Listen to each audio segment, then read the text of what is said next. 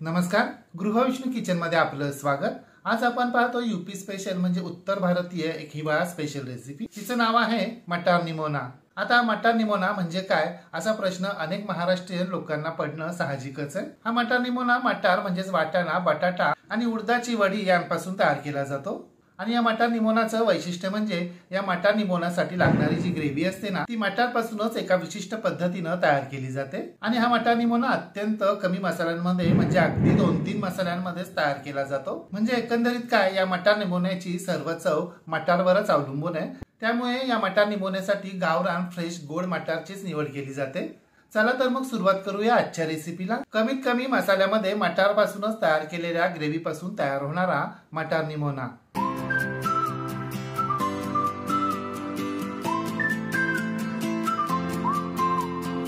मटार निमोना बनवण्यासाठी हे पहा इथे आपल्याला अर्धा किलो वाटाण्याच्या शेंगा सोलून घ्यायच्या। अर्धा किलो मटारच्या शेंगांचे जवळपास 275 ग्रॅम इतके दाणे पडलेत। यातील मुठभर मटार आपण वाटीमध्ये काढून बाजूला ठेवून द्यायचे, आपल्याला त्याचा नंतर उपयोग करायचा आहे। आणि उरलेल्या या मटार दाण्यांची आपल्याला मिक्सरवर बारीक पेस्ट तयार करून घ्यायची। आपल्याला एकदम फाईन पेस्ट करायची नाही, थोडीशी जाडसर ठेवायची। हे पहा अशा प्रकारे तयार झालेली ही पेस्ट आता आपण एका वाटीमध्ये काढून ठेवायची आणि त्याच मिक्सरच्या भांड्यामध्ये हे पहा आपल्याला मुठभर गावरान कोथिंबीर देठांसहित घालायची आहे आणि मुठभर कोवळे देठ सुद्धा घालायचे। 10-12 सोललेल्या लसणाच्या पाकळ्या, 2 इंच आल्याचे काप, 2 तिखट हिरव्या मिरच्या आणि 1 टेबलस्पून धने सुद्धा आपण यामध्ये घालायचे। अर्धा टीस्पून मीठ आणि अगदी 2 टेबलस्पून पाणी आपण यामध्ये घालायचे। आणि आता याची आपल्याला मिक्सरवर बारीक पेस्ट तयार करून घ्यायची आहे। हे पहा आपली बारीक पेस्ट तयार झाली आहे। आता आपण ती एका वाटीमध्ये काढून ठेवूया। आणि हे पहा इथे मी हरभरा डाळीचे उन्हात सुकवलेले गोल गोल गोळे घेतले।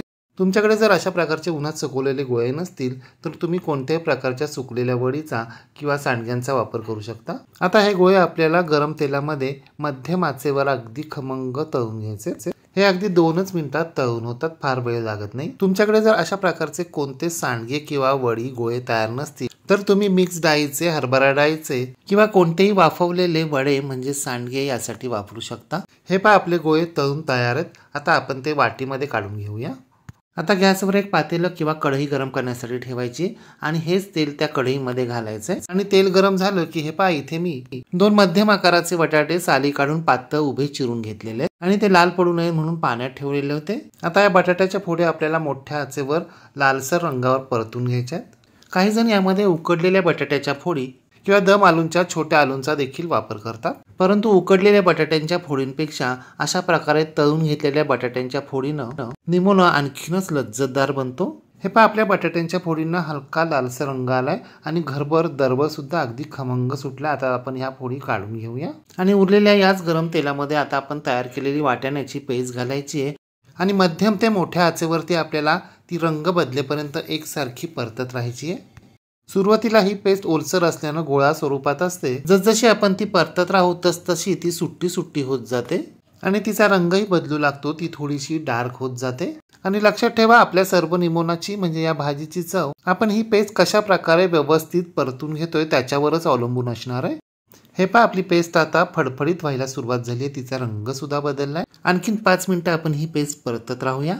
हे पहा 5 मिनिटांनंतर आपली पेस्ट कशी अगदी पावडर स्वरूपात तयार झाली आणि रंग तर पहा किती डार्क झालाय ते।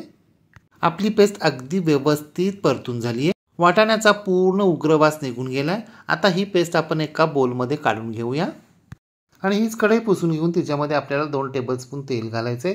तेल गरम झालं की त्यामध्ये 1 टीस्पून जिरं घालायचंय आणि जिरं तडतडू लागलं की त्यामध्ये पाव टीस्पून हिंग, पाव टीस्पून हळद आणि आपण तयार केलेली आलं, लसूण, कोथिंबीर, मिरची यांची हिरवी पेस्ट यामध्ये घालायची आणि ही पेस्ट आपल्याला मोठ्या आचेवर फक्त 2च मिनिटं मिक्स करून घ्यायची, परतून घ्यायची। 2 मिनिटांनंतर हे पहा पेस्ट थोडीशी गोळा व्हायला लागली की आता यामध्ये 2 मध्यम आकाराचे लालबुंद टोमॅटो मोठमोठे चिरून घेतले, त्या फोडी यामध्ये घालायच्यात आणि आपण बाजूला ठेवलेले मटार सुद्धा यामध्ये घालायचे। आणि आता हे सर्व मिश्रण आपल्याला 2 मिनिटं मोठ्या आचेवर एकसारखं परतत राहायचंय। 2 मिनिटांनंतर यावर झाकण ठेवायचंय आणि आता मंद आचेवर 5 मिनिटं या मिश्रणाला आपण दरदरून एक वाफ काढायची म्हणजे आपले टोमॅटो मऊ पडतील। 5 मिनिटांनी झाकण काढायचंय। हे पहा आपल्याला हवे तेवढे टोमॅटो अजून मऊ पडलेले नाहीये, म्हणून यावर आपण पाण्याचा थोडासा हबका मारायचा आहे आणि पुन्हा यावर झाकण ठेवायचं आणि पुन्हा 5 मिनिटं मंद आचेवर दरदरून एक वाफ काढायची। 5 मिनिटांनी झाकण काढायचंय। पूर्ण मिश्रण व्यवस्थित हलवून घ्यायचं. आता हे पहा आपले टोमॅटो पूर्णपणे शिजलेले आहेत, अगदी मऊ पडलेत.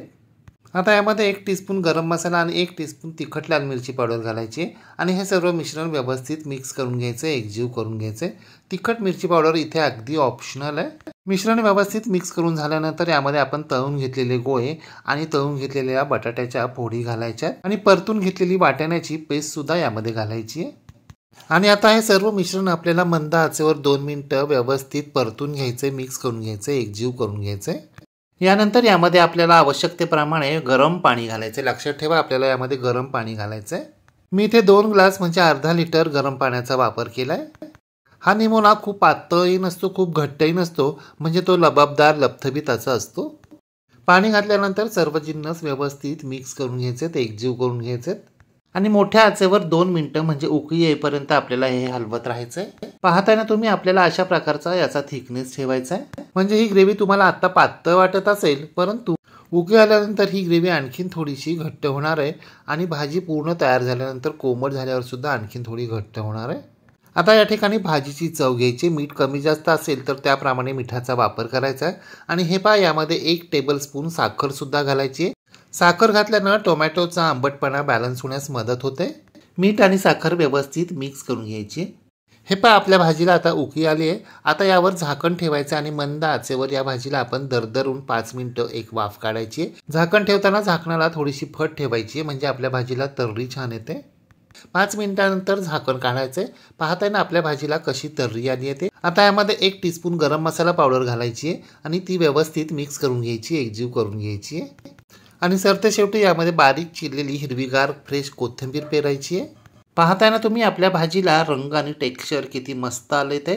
खूप घट्टही नाही आहे आणि खूप पातळही नाही आहे आणि भाजी पिवळी धमक नाही आहे, लाल सुद्धा नाही आहे आणि हिरवी सुद्धा नाही आहे. जसा निमोनाचा रंग असतो ना तसा रंग आलाय, अगदी परफेक्ट.